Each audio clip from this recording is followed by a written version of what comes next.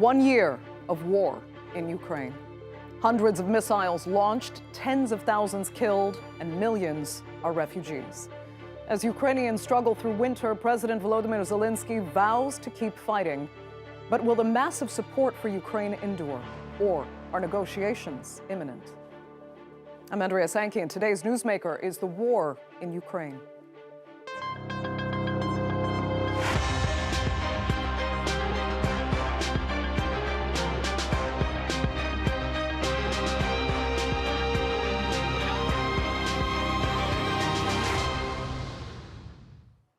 On February 24th last year, tanks rolled into Ukraine. Russia's so-called special military operation had begun. In the months that followed the start of the conflict, millions of people were displaced. The EU opened its borders to thousands fleeing the conflict, while countries across the globe sent billions of dollars in weaponry and aid to Ukraine's defense.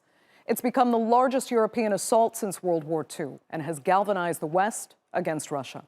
What Moscow thought would be a quick offensive has dragged on, with still no end in sight. But before we look forward at where this war is going, let's look back at some of the key events of the past year. On 24th of February 2022, Russian President Vladimir Putin launched the biggest assault in Europe since World War II. Принято решение о проведении специальной военной операции. Dispatching more than 200,000 troops into Ukraine. But it was far from a swift operation, as his troops were met with strong resistance.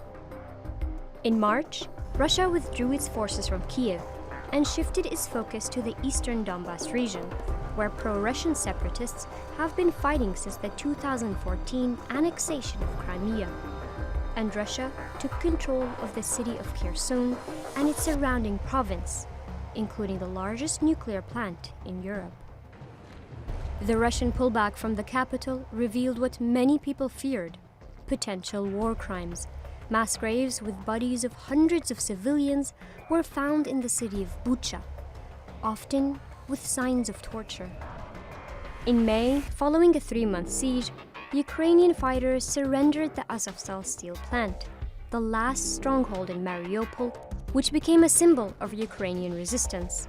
And in a major blow to the Kremlin, over the expansion of NATO, Finland and Sweden submitted their application to join the military alliance. But as the war reached its 100th day, a global food crisis became increasingly imminent, with millions of tons of Ukrainian grain stuck in silos since the conflict began. And in July, with the mediation of Turkey and the UN, Russia and Ukraine agreed to resume shipments of blocked grain from the Black Sea ports, offering a moment of relief for millions around the world. Meanwhile, the Eurozone faced record-high inflation as the euro and the dollar reached parity. And at the end of August, Russia stopped all gas exports to Europe, and gas prices skyrocketed. In September, Putin ordered the mobilization of 300,000 reservists, which prompted hundreds of thousands of Russian men to flee the country. And after a hasty referendum, Russia illegally annexed 4 Ukrainian regions. In October, an explosion damaged the Kerch Strait Bridge, connecting Crimea to Russia's mainland. Putin blamed the attack on Ukraine, and 2 days later, responded by attacking the country's energy infrastructure, knocking out power and heating just before winter. In early November, a Ukrainian counter-offensive forced the Kremlin to withdraw from the city of Kherson in a significant victory for Ukraine. This is the beginning of the end of the war. And in December, Zelenskyy visited the United States on his first trip abroad since the war began, and President Joe Biden promised to send Patriot air defense systems to Ukraine. And ahead of the anniversary of the attack, Moscow has intensified its onslaught to capture the strategic city of Bakhmut. Morning, Mr. President. In a display of solidarity, Biden made a surprise visit to Kiev last week. The Americans stand with you, and the world stands with you. Making him the first U.S. president in modern history to visit a war zone where the U.S. has no soldiers. Well, joining me now to reflect on the last 12 months and to debate the prospects of ending this brutal, now year-long conflict are from Moscow, Viktor Olevich. He is the lead expert at the Center for Actual Politics, a Moscow-based think tank. And from Kiev is Peter Zalmayev. He's the director of the Eurasia Democracy Institute. Peter, I'll start with you. This last year has produced millions of displaced Ukrainians, many of whom fled the country and many of whom sought refuge in Russia, while others actually fled west. So after a year of what you see as pure Russian aggression, how united are Ukrainians in this fight against Moscow, including, please, the Russian-speaking population in the east of the country? Well, I would be lying if I told you that there's no fatigue, that people are not tired, those who have stayed here and those who have left, the millions who have left. But having said this, all the privations that Ukrainians have suffered, the morale is as high as ever. According to the latest polls in Ukraine, as many as 80% of Ukrainians insist on full victory, full restoration of Ukraine's border when Ukraine became independent in 1991, and are not in any mood to capitulate. That's sort of the numbers that don't lie. Okay, Victor, are those the numbers you believe? 80% of Ukrainians united against what Russia's after in this war? Well, it's quite obvious that the military conflict consolidated large parts of the Ukrainian population that previously were critical of Zelenskyy or critical of the Ukrainian government in Kiev around the Ukrainian president. Many in Ukraine have been angered by what has been happening in the last year, and Russia's information, media, and propaganda efforts have not been particularly effective. That is hard to dispute. At the same time, what is important now is to get this conflict to a close as soon as possible. And that cannot be done without a diplomatic solution, which requires a negotiating process. And the other side, the Ukrainian side and its Western sponsors, mainly the United States and other NATO members, are basically taking the position that the very subject of negotiations is a precondition to negotiations. So the Ukrainian president actually signed a decree that prohibits him or other members of the Ukrainian government from negotiating with the Russian government when ending this conflict. And that is also the position of Western sponsors of Ukraine. As long as that position holds, and as long as negotiations without preconditions, as long as they cannot start because of the Ukrainian position, it's very difficult to get this war, this military conflict, to end. So what Peter? needs to be done as soon as possible is to go to a negotiated solution, to a diplomatic solution. Understood. Peter, is the Ukrainian position at this point an obstacle to peace? Well, the Ukrainian position, I think, is very sober one because, Victor, by the way, is one, I've watched Victor, our co-panelist, on Russian federal TV channels. And in fact, he is one of the more sane interlocutors. You should really listen to what some of his colleagues on these programs say. They say that nothing less than utter and complete destruction of Ukraine will satisfy us. Ukraine is an existential danger to Russia, and therefore no negotiating with Ukraine. So I'm afraid that at bottom, there's no political will in the Kremlin to negotiate with Kiev. That's why Vladimir Putin keeps talking about, and his interlocutors keep talking about, some kind of negotiations between Joe Biden and Moscow, which means that Moscow still does not consider Ukraine a sovereign entity to negotiate anything with. So I think... okay, but Peter, I mean, you're citing there what you're hearing on Russian television, for example, is rather extreme positions. And now those that's all you hear 24 hours. I mean, if you just were, you would do your... Okay, but those aren't viewers necessarily the people that would come to the negotiating table. But that is the tone. That is the tone that's being set in the Russian society, that Ukraine and Ukrainians are our mortal enemies. And Vladimir Putin's speech over the last few days, he spoke 3 days ago to the federal entity there in the Kremlin, and the next day he spoke at a concert.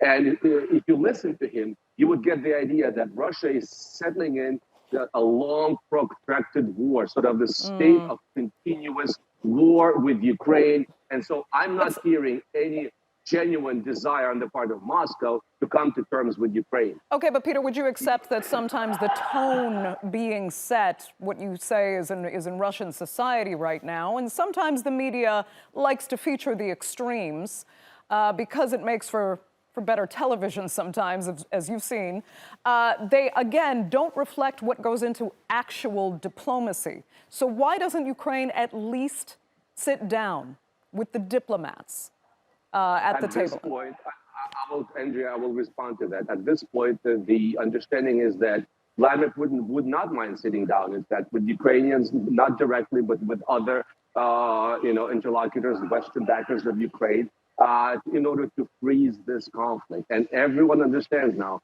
a frozen conflict will not be in Ukraine's favor. A frozen conflict will allow Vladimir Putin to his breathing space, to rebuild his army, to replenish the supplies, so he can start attacking us again. He will not, for as long as he's alive, I'm afraid, he will not desist from the idea of destroying Ukraine. Okay, Victor, I'm going to come to you in a second. I just have one more question for Peter, because one of the arguments I heard, which it was presented very logically, and you can completely disagree if you do think that's the case, is that an outline of a negotiated settlement already exists, and by some diplomatic standards, they believe those presented are acceptable conditions, but that Ukraine will not even begin to consider still at this point the cessation of any territory whatsoever that Russia would demand in a negotiated settlement. And they say, actually, in the meantime, Ukraine and Russia, more people will die before this outline is actually taken seriously, will needlessly die. Where do you stand on that? I stand here. This is where I stand on this. Russia wants this conflict frozen, and the current line of the current front lines, which means effectively land corridor from the rest of Russia to the Crimea, continuous occupation of obviously Crimea itself and the Donbass. Even if, let's say, I would play the devil's advocate here, we were to just insist on returning to the borders as of February 24th, 2022, keeping at least temporarily or for an indeterminable period of time, Crimea and the eastern Ukraine in Russia's hands, that would simply not satisfy Putin. Hundreds of thousands of dead and wounded, thousands of sanctions, an economy that's really suffering from the sanctions, contrary to what the Kremlin tells you. For what? To return to the status quo prior to the invasion? That would not satisfy Putin. We understand that. So what satisfies Putin now is this indefinite war. That's sort of his MO now. Victor, is there a point there? I mean, is what we're seeing in this outline of Well, first of all... Go ahead. Well, first of all, the Russian Foreign Minister Sergei Lavrov has said on a number of occasions that Russia is ready for unconditional negotiations. The head of Russia's Federation Council, the upper house of Russia's parliament, Valentina Matvienko, during her visit to Indonesia recently, has said the same. She said that Russia is open to unconditional negotiations with Ukraine. In fact, in the very first weeks of this conflict, in February and March of 2022, there were direct negotiations between Russia and Ukraine. That I understand, Victor. What I was asking about was beyond that. It was what Peter was expressing was the Ukrainian full distrust of Putin's role in these negotiations in respect to whatever they say they're going to agree to.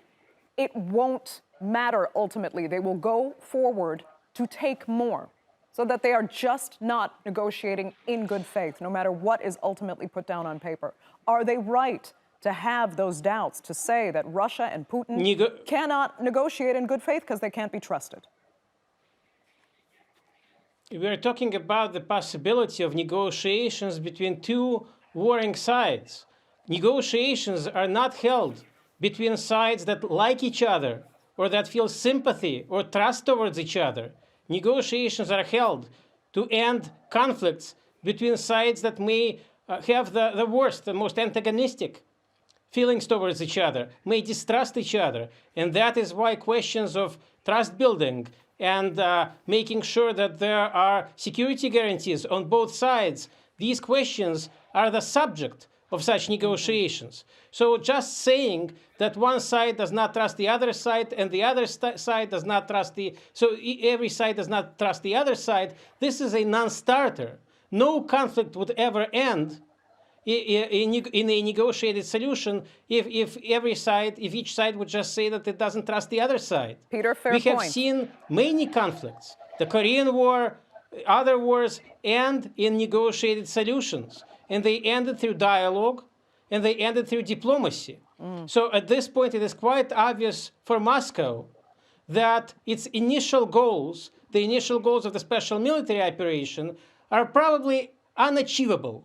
It is also quite obvious that the Ukrainian side is unable, it's quite unlikely that it would be able to achieve all the goals that it seeks. It's quite unlikely that the Ukraine would be able to take over Crimea, for example, with the armed forces that it has at this point. Because Crimea, the people in Crimea want to be a part of Russia. It's not just, not only most people in Russia feel that Crimea is a part of Russia, but the vast majority of people in Crimea feel that they are part of Russia. Are they going to defend against Ukrainian onslaught? If it happens, of course they will.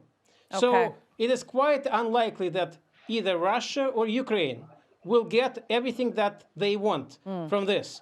And when both sides understand that neither can get everything that they want, that is already grounds for negotiations. Okay. Because it's grounds for compromise. Right, Peter. And it takes two to tango. Russia is ready for negotiations. It's waiting for Ukraine to show up. Okay, Peter, as Victor was saying in the onset there, of course there's no trust. That's why they're at war. That's why that's why you have to sit down at the negotiating table. So why not start?